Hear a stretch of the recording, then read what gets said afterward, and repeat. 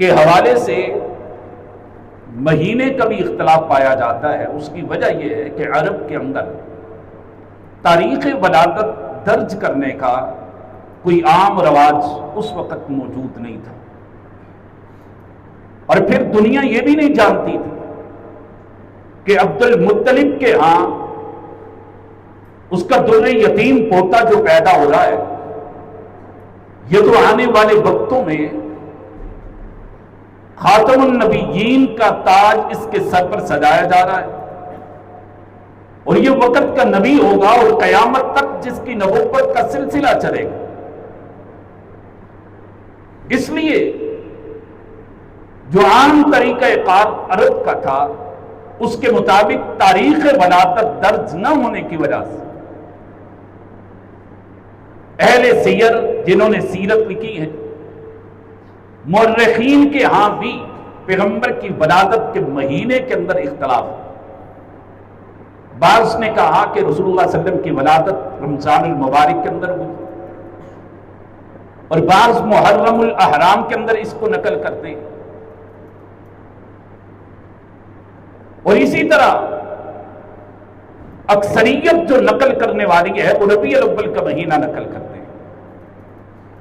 پیران پیر عبد القادر جیلانی رحمت اللہ علیہ 10 محرم الاحرام پیغمبر کی ولادت کو مانتے ہیں۔ انہوں نے بنیت الطالبین میں 10 محرم الاحرام پیغمبر کی ولادت لکھی۔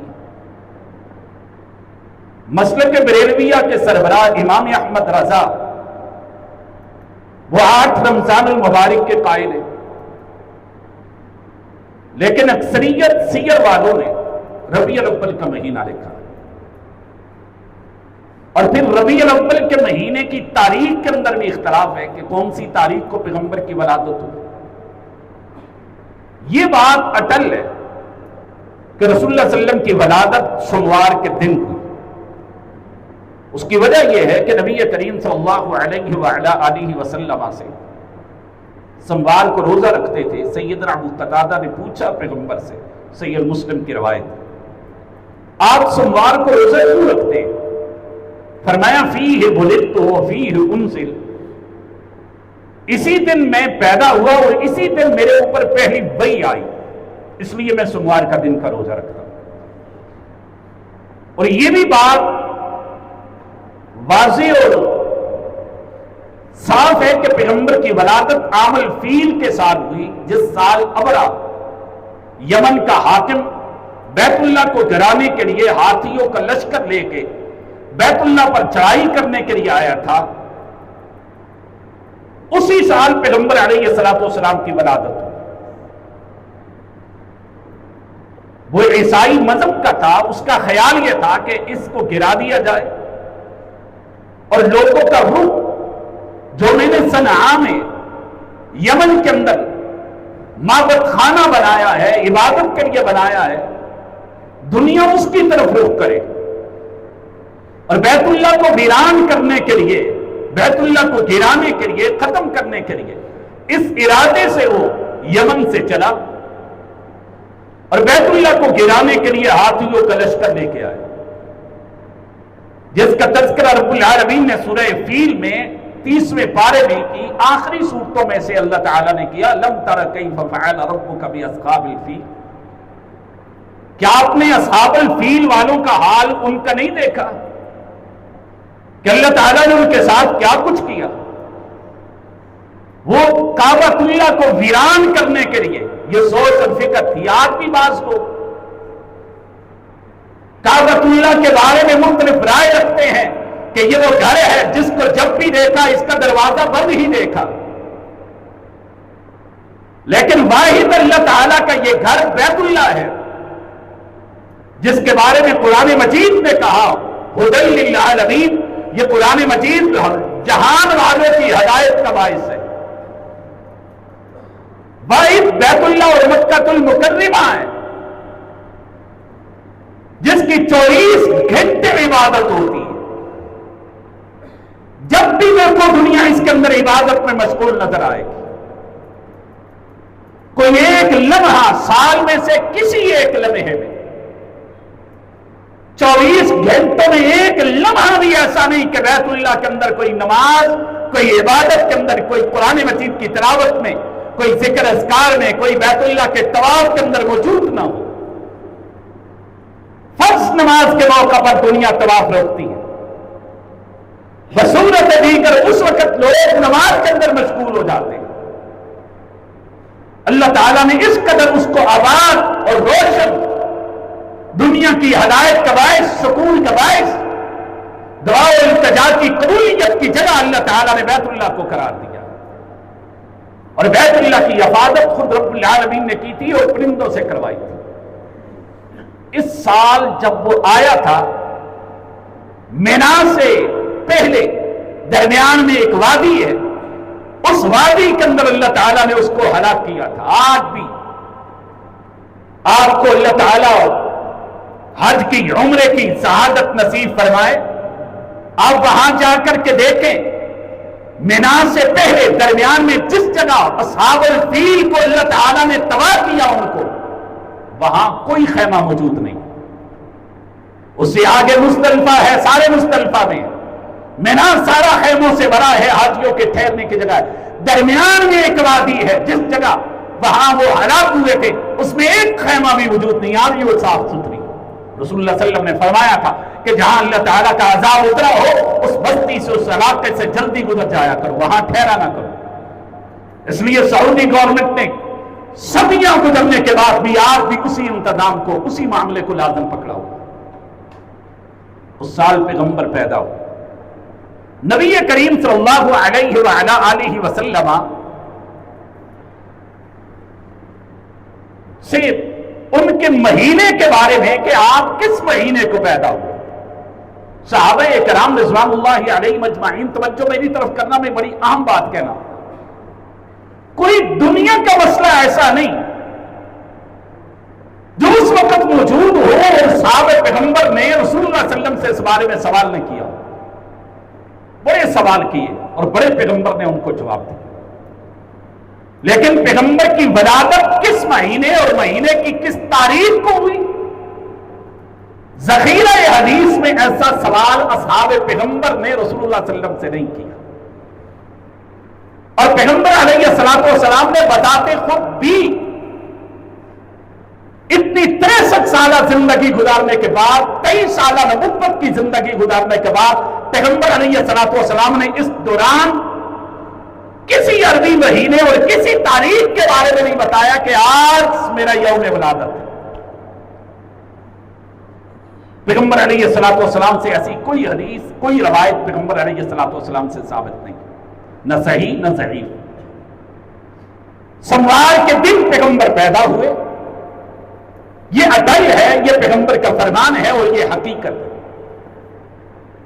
اور نبی کریم صلی اللہ علیہ وسلم کی ربیع الاول کے حوالے سے جو تاریخ ہے، اس حوالے سے بعض مؤرخین اور سیرت نگاروں نے 9 ربیع الاول سے لے کر کے 13 ربیع الاول تک کی تاریخیں لکھی، کسی نے 9، کسی نے 10، کسی نے 11، کسی نے 12، کسی نے 13۔ مصر کے ایک مشہور ریاضی دان ہیں محمود پاشا کے نام سے، مولانا شبلی نعمانی نے اپنی سیرت کی کتاب میں بھی لکھا، مولانا سلیمان ندوی نے بھی سیرت کی کتاب میں لکھا، الرحیق المختوم سیرت کی سب سے مشہور اور پوری دنیا میں سیرت نگاروں میں، سیرت کالم میں سب سے پہلے نمبر پر اس مقالے میں اگر کسی نے مقام حاصل کیا تھا وہ الرحیق المختوم نے حاصل کیا تھا۔ انڈیا کے عالم دین مولانا صفی الرحمان مبارک پوری نے وہ کتاب لکھی،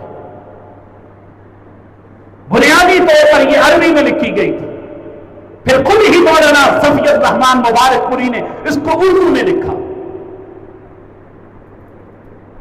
الرحیق المختوم کے اندر بڑی لمبی اس کے اوپر بحث موجود ہے، محمود پاشا، مولانا شبلی نعمانی نے، مولانا سلیمان ندوی نے اس کی ساری لمبی بحث کل کئی صفحات پر موجود ہے، اس کو لکھا۔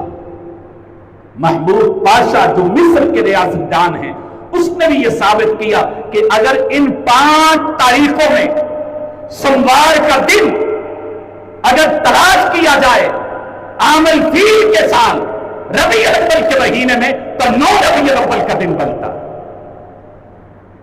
سوار کا دن عام الفیل کے سال ربیع الاول کا مہینہ اگر سوموار ان تاریخوں میں بنتا ہے تو 9 ربیع الاول کو بنتا.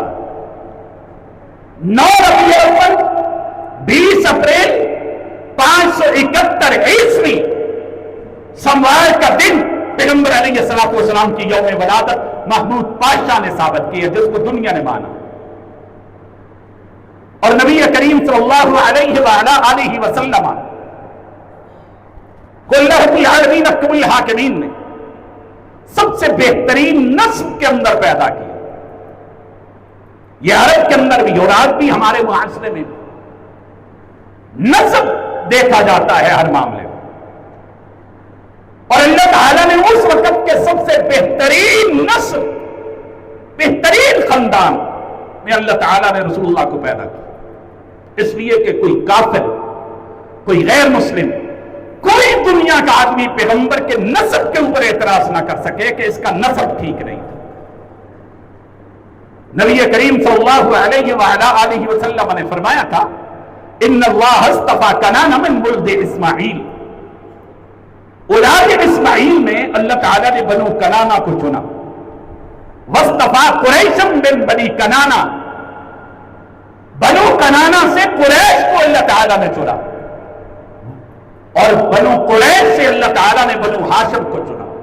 واصطفانی من بنی ہاشم، بنی ہاشم سے اللہ تعالیٰ نے مجھے چنا. سب سے پوری اولاد اسماعیل میں پوری انسانیت اگر کوئی نسب چنیدہ ہے تو حضرت اولاد اسماعیل کا چنیدہ ہے. ابراہیم خلیل اللہ کا نسب چنا ہوا اور ان میں حضرت اسماعیل کا نسب. اسماعیل کے نسب میں بنو کنانہ ہے، بنو کنانہ میں بنو قریش ہے، بنو قریش میں بنو ہاشم ہے، بنو ہاشم میں محمد رسول اللہ ہے صلی اللہ علیہ وسلم. اور نبی کریم صلی اللہ علیہ وسلم حضرت عباس مسند احمد کے ایک روایت ہے، رسول اللہ صلی اللہ علیہ وسلم تک ایک بات پہنچی کہ لوگ پیغمبر علیہ الصلوۃ والسلام کے بارے میں کہتے ہیں. کسی نے کہا یہ ہے قوم، کچھ باتیں پہنچی پیغمبر کے بارے میں. رسول اللہ منبر پر تشریف لائے، پوچھا صحابہ کرام سے، مجمع میں لوگ بیٹھے تھے، فرمایا میں کون ہوں؟ کہا اللہ کے پیغمبر ہے. نبی کریم صلی اللہ علیہ وسلم نے وہاں فرمایا انا محمد ابن عبداللہ ابن عبد المطلب، میں محمد بن عبداللہ بن عبد المطلب، عبد المطلب کا بیٹا، عبد المطلب کا پوتا، عبداللہ کا بیٹا محمد رسول اللہ صلی اللہ علیہ وسلم. اور اس کے بعد پیغمبر علیہ الصلوۃ والسلام نے فرمایا اللہ تعالیٰ نے جتنی مخلوق پیدا کی مجھے سب سے بہترین مخلوق کے اندر اللہ تعالیٰ نے پیدا کی. جتنے قبائل اللہ تعالیٰ نے بنائے سارے قبیلوں میں بہترین قبیلہ اللہ نے میرا قبیلہ بنایا. پھر اللہ تعالیٰ نے لوگوں کی رہائش ٹھہرنے کی جگہ بنائی، سب سے بہترین رہائش اور گھر اللہ تعالیٰ نے میرا گھر بنایا، اور مجھے اللہ تعالیٰ نے سب سے بہترین پیدا کیا. ہر لحاظ سے رسول اللہ صلی اللہ علیہ وسلم عظمت، فضیلت، مقام اور مرتبے والے. پیغمبر علیہ الصلوۃ والسلام کا مقابلہ نہیں ہو سکتا، نہ پیغمبر کی عظمت کے اعتبار سے، نہ پیغمبر کی گفتگو کے اعتبار سے، نہ پیغمبر کے حسن کے اعتبار سے، نہ پیغمبر کے جمال کے اعتبار سے، نہ پیغمبر کے جلال کے اعتبار سے. رسول اللہ کا مقابلہ دنیا نہیں کر سکتی. دنیا کے سارے حسین، دنیا کے سارے جمیل، دنیا کے سارے کمال والے، دنیا کے سارے جمال والے مل کے بھی پیغمبر کا مقابلہ نہیں کر سکتے. رسول اللہ کا مقابلہ کوئی. اور نبی کریم صلی اللہ علیہ وآلہ وسلم کی ولادت حضرت عرباض رضی اللہ تعالیٰ عنہ کہتے ہیں کہ نبی کریم صلی اللہ علیہ وسلم نے ایک موقع پر فرمایا تھا، مسند احمد کی روایت، فرمایا نبی کریم صلی اللہ علیہ وسلم نے اللہ تعالیٰ نے اس وقت مجھے، اللہ تعالیٰ نے نبی بنایا، تحلیق کی، مجھے اللہ تعالیٰ نے خاتم النبیین بنایا جب حضرت آدم ابھی گارے کے اندر موجود تھے. حضرت آدم کی تحلیق شکل و صورت نہیں بنی، صرف روح میں موجود تھے. روح موجود تھی. اللہ تعالیٰ نے رسول اللہ صلی اللہ علیہ وسلم کو وہاں پیغمبر کی روح، پیغمبر کی جس طرح حضرت آدم کو بنانے کا ارادہ رب نے کیا، اس وقت اللہ تعالیٰ نے محمد رسول اللہ کو خاتم النبیین کا اللہ تعالیٰ نے بنایا. اور سارے نبیوں کو عالم ارواح میں جمع کیا. جہاں اللہ تعالیٰ نے نبیوں کو، ساری دنیا کے لوگوں کو اپنی ربوبیت کا اللہ تعالیٰ نے وعدہ کیا، وہاں صرف نبیوں کو بلا کے کہا میں تمہارے اندر ایک رسول بھیجوں گا، ایک نبی بھیجوں گا، تمہاری موجودگی میں آئے کیا کرو گے؟ تو پھر اللہ تعالیٰ نے فرمایا لَتُؤْمِنُنَّ بِهِ وَلَتَنْصُرُنَّهُ، تمہیں اس نبی پر ایمان لانا ہوگا اور اس نبی پر کی مدد کرنی ہوگی. پیغمبر نہیں آئے، ابھی روح کا معاملہ ہے، انسانیت پیدا نہیں ہوئی، صرف روح ہے. تو اللہ تعالیٰ نے اس وقت رسول اللہ صلی اللہ علیہ وسلم کی عظمتیں، پیغمبر کی رفتیں، پیغمبر کی بلندیاں اصحاب پیغمبر کے درمیان بیان کر. اور پھر رسول اللہ صلی اللہ علیہ وسلم نے فرمایا کہ میں اپنے باپ حضرت ابراہیم کی دعا کا نتیجہ ہوں، میں حضرت عیسیٰ کی بشارت کا نتیجہ ہوں. اور فرمایا میں اپنی والدہ کی خواب کی تعبیر ہوں،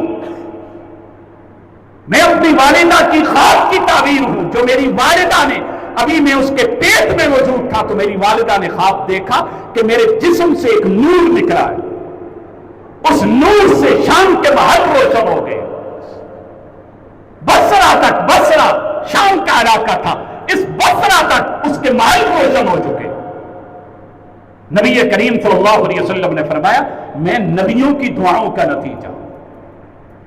ابراہیم خلیل اللہ نے دعائیں کی تھی ربنا وابعث فیہم رسولا من انفسہم، بھیجنا ان کے اندر، بھیج ان کے اندر وہ رسول جس کا تو نے وعدہ کر رکھا، ان کے اندر سے بھیج جو ان کے اوپر تیری آیات تلاوت کرے، جو ان کے تزکیہ نفس کرے. پیغمبروں نے دعائیں کی. حضرت عیسیٰ روح اللہ نے کہا تھا یاتی من بعد اسمہ احمد، میرے بعد ایک نبی آئے گا جس کا نام احمد ہوگا. حضرت عیسیٰ کی بشارت کا نتیجہ اور والدہ کی خواب کی تعبیر ہوئی. میری والدہ نے خواب دیکھا جس سے شام کے محل بھی روشن. میں تو کہتا ہوں شام کے کیا، پیغمبر نے تو دنیا کو روشن کر دی. دنیا گمراہی میں پڑی تھی اور پیغمبر نے اندھیروں سے نکال کر روشنیوں میں لائے. بچیوں کو زندہ درگور کیا جاتا تھا، پیغمبر نے اٹھایا اور اٹھا کے پیغمبر نے عزتوں سے نماز پڑھی. جس کو کئی خان فوت ہو جاتا اس کو مکان کے اندر قید کر دیتے، وہی مرتی ملتی کوئی بیر نہیں نکالتا تھا. پیغمبر نے اس ماں کے قدموں تلے جنت کو پیغمبر نے بتا دیا. پیغمبر نے تو دنیا کو شرک سے ہٹایا، در در کے پجاریوں کو ایک در پہ جھکایا.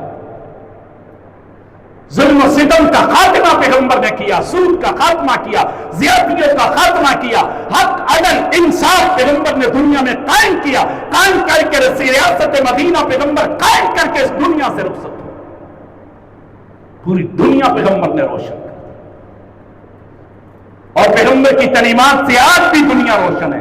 اگر پیغمبر کی تعلیم سے قرآن مجید کو اس دنیا سے ہٹا دو تو یہ دنیا ظلم و ستم کا ایک اندھیر نظر آئے گی، اندھیر نگری نظر آئے گی. پیغمبر کی تعلیم کے بغیر اس دنیا میں کوئی عدل نہیں، کوئی روشنی نہیں، کوئی انصاف ہی نہیں ہے.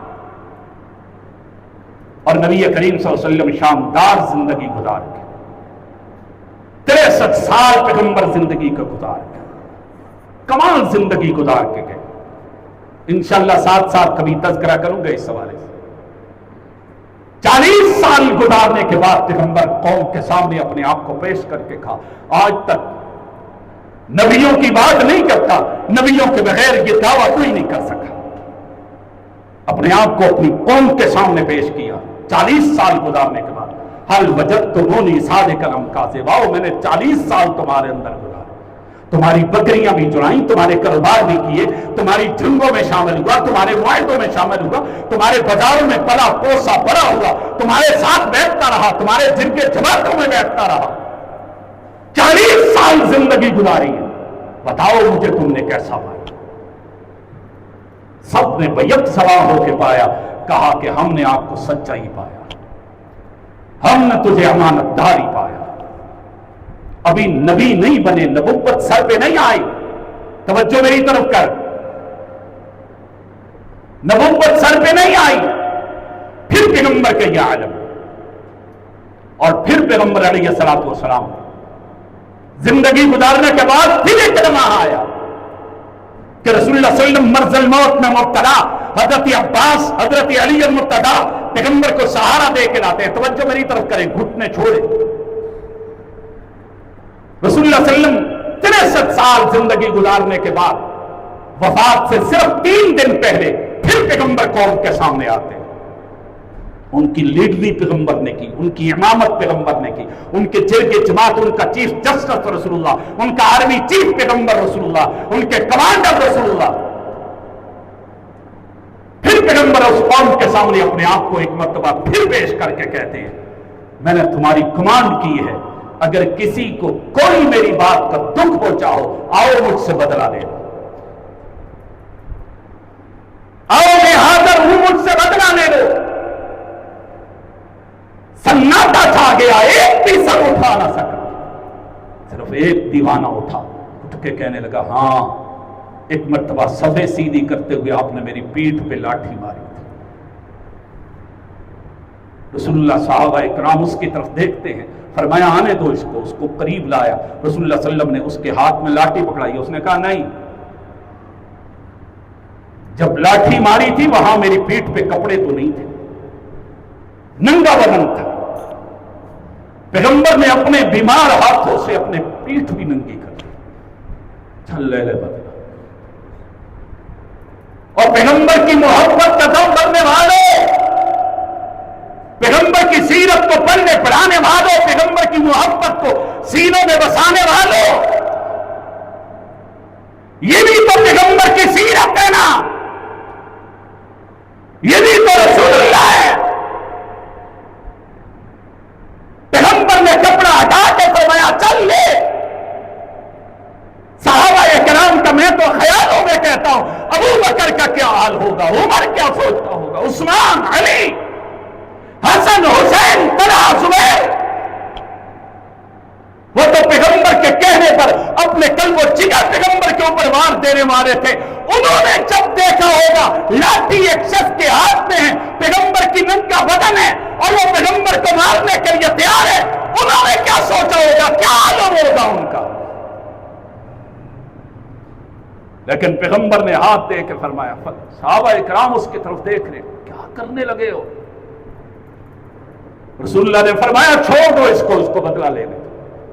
جب پیغمبر نے اپنی پیٹھ ننگی کی، اس نے لاٹھی چھوڑی، دوڑ کے پیغمبر کے جسم کے ساتھ چمٹا اور کندھوں کے درمیان مہر نبوت کو چوما اور چوم کے کہنے لگا میں آپ کی پیٹھ پر لاٹھی مار کے گستاخ تو نہیں بننا چاہتا، بس آپ کی مہر نبوت کو، آپ کے جسم کو چومنا چاہتا ہوں کہ شاید اس وجہ سے اللہ مجھے جنت کا داخلہ دے۔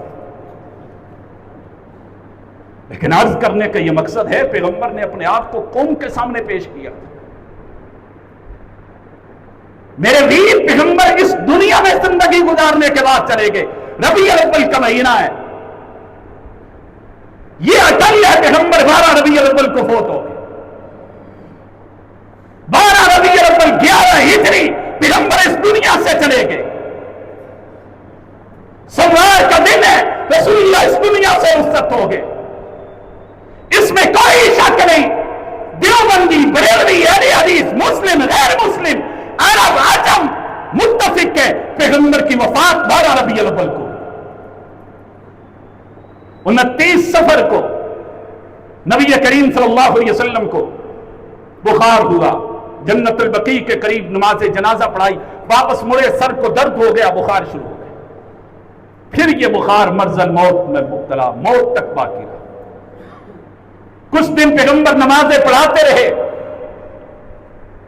سوموار کو وفات ہوئی، جمعرات تک پیغمبر نے نمازیں پڑھائیں، لیکن جمعرات کی عشاء کی نماز میرا اور آپ کا پیغمبر نہ پڑھا سکا، اٹھتے تھے، صحیح البخاری کی روایت ہے بے ہوش ہو جاتے تھے، پھر پانی منگایا، غسل کیا، پھر اٹھنا چاہا، پھر بے ہوش ہو گئے، کئی بار ایسے ہوا۔ پھر رسول اللہ صلی اللہ علیہ وسلم نے فرمایا مروا ابا بکر فلیصلی بالناس، ابو بکر کو کہو وہ نمازیں پڑھا۔ سیدہ عائشہ صدیقہ آ گئی، حفصہ کو کہتی ہیں، رسول اللہ کو کہتی ہیں اللہ کے حفصہ تم رسول اللہ کو کہو میرا باپ ابو بکر رقیق القلب ہے، نرم دل والا ہے، وہ پیغمبر کے مصلی پر کیسے کھڑا ہوگا؟ اس کی تو چیخیں نکل جائیں گی۔ آج رسول اللہ نہیں آ سکے اور ابو بکر کیسے نماز پڑھا ہے؟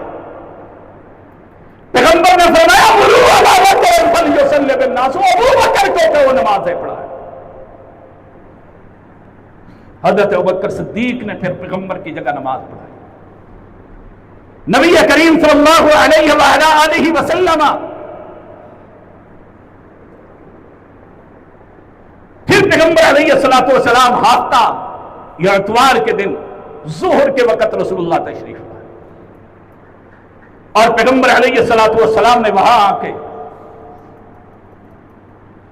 جب تشریف لائے تو سیدنا ابو بکر نماز پڑھا رہے تھے اور کسی نے صحابہ نے کھانسنا شروع کیا، ابو بکر پیچھے ہٹنے لگے۔ رسول اللہ نے فرمایا ٹھہر ابو بکر۔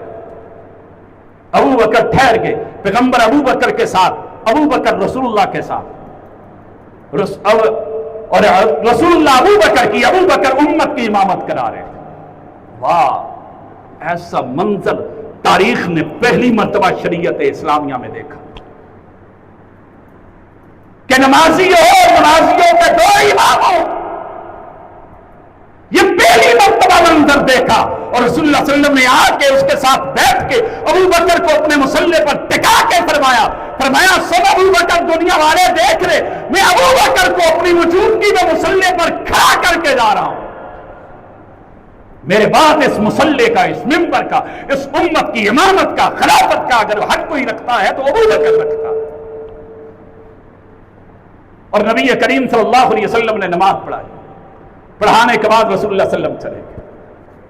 پھر پیغمبر سوموار کے دن صبح کے وقت، اور یہی رسول اللہ صلی اللہ علیہ وسلم نے اسی دن صحابہ اکرام کو خطاب بھی کیا۔ وفات سے ایک دن پہلے پیغمبر علیہ السلام نے فرمایا مجھے کوئی کاغذ قلم لے آؤ، میں کچھ تمہیں لکھانا چاہتا ہوں۔ پیغمبر کی حالت بڑی خراب تھی، سخت بخار تھا۔ حضرت عمر نے کہا پیغمبر اس پریشانی میں ہیں، پیغمبر کو کیوں پریشان کرتے؟ ہمارے پاس اللہ کا قرآن ہے، پیغمبر کے دیگر فرامین۔ رسول اللہ صلی اللہ علیہ وسلم باتوں میں شور پڑا، فرمایا اٹھ کے چلے جاؤ۔ پھر اسی دن رسول اللہ صلی اللہ علیہ وسلم نے فرمایا اخرج الیہود والنصارى من جزیرۃ العرب، یہود و نصارہ کو جزیرہ عرب سے نکال دیا تھا۔ اسی دن نبی کریم صلی اللہ علیہ وسلم نے فرمایا تھا وفود کی اسی طرح میزبانی کرنا جس طرح میں کرتا ہوں۔ اور پھر رسول اللہ صلی اللہ علیہ وسلم کی تیسری بات، راوی کہتا ہے مجھے بھول گئی، پیغمبر نے اپنے ماتحتوں کے بارے میں کہا یا کتاب و سنت کو لازم پکڑنے کے بارے میں کہا، کتاب و سنت کو لازم پکڑ۔ سوموار کے دن فجر کا وقت ہے، نبی کریم صلی اللہ علیہ وسلم تشریف تو نہ لائے، اپنا سیدہ عائشہ صدیقہ کا حجرہ جہاں آج بھی رسول اللہ تشریف فرمائے ہیں، میری دلی دعا ہے اللہ تعالیٰ آپ سب کو وہ منظر دکھائے، آپ جا کے دیکھیں، اللہ تعالیٰ آپ کو بار بار دکھائے۔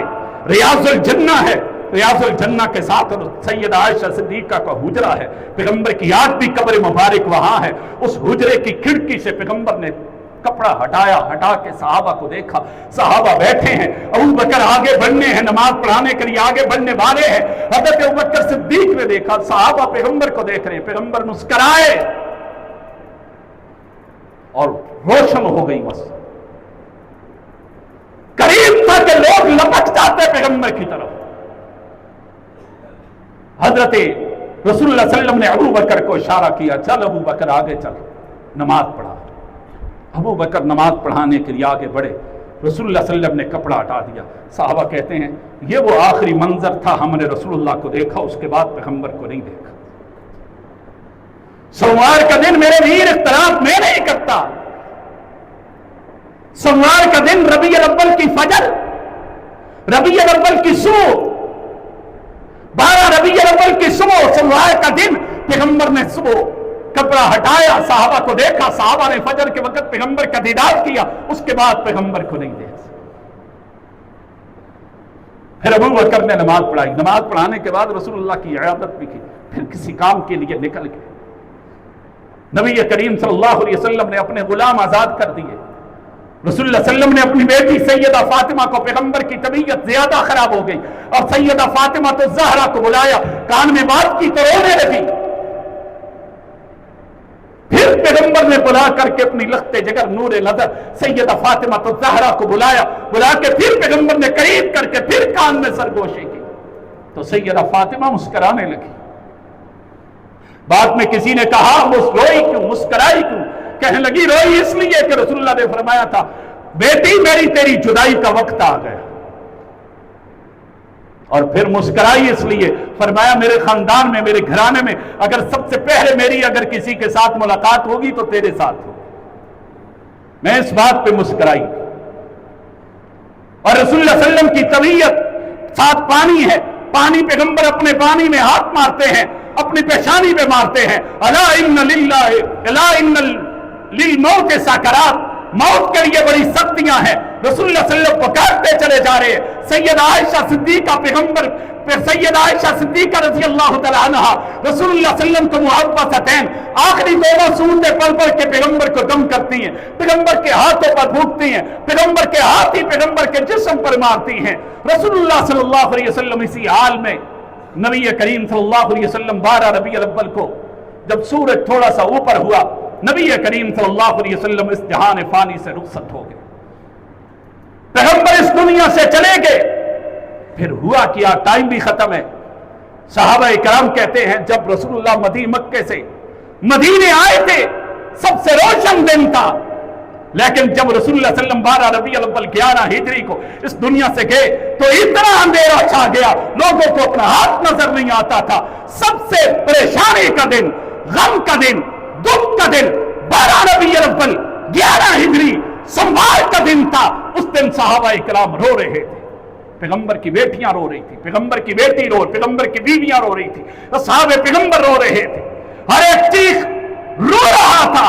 حضرت عمر تلوار لے کے کھڑے ہو گئے تھے، جس نے کہا رسول اللہ وفات پا گئے، عمر کی تلوار اس کا فیصلہ کرے گی۔ حضرت عمر یہ بات سن نہیں سکتے۔